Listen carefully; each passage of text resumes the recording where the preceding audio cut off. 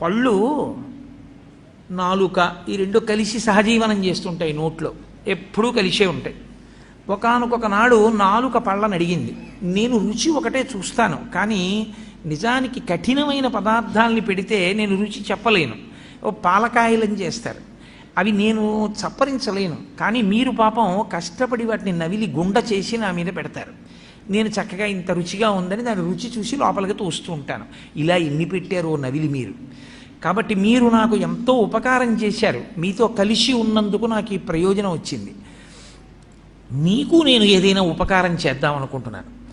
కాబట్టి మీకు నేనేం ఉపకారం చేయగలను చెప్పండి. మీరు 32 మంది, నేను ఒక్కదాన్ని. 32 మంది కలిసి నాకు ఒకదానికి ఉపకారం చేస్తున్నారు ఇన్నాళ్ళ నుంచి. నేను ఒక్కదాన్ని మీ 32 మందికి కూడా ఏదైనా ఉపకారం చేస్తాను, ఏం చెయ్యమంటారని అడిగితే పళ్ళు అన్నాయి, మాకు నువ్వు చెయ్యగలిగిన ఉపకారం ఒకటే, మేము పెట్టినదంతా తిను చక్కగా, పనికి మాలిన మాటలు మాత్రం మాట్లాడకు. ఎందుకంటే నువ్వు పనికి మాలిన మాటలు మాట్లాడడం వల్ల ఊళ్ళో వాళ్ళు అంటున్నారు నీ పళ్ళు రాలగొడతానంటున్నారు. మేం చేసిన తప్పే, మాట్లాడింది నువ్వా, రాలవలసింది మేమా? సత్సంగం లేకపోతే వచ్చేటటువంటి వ్యతిరేక పరిణామం కూడా అలాగే ఉంటుంది.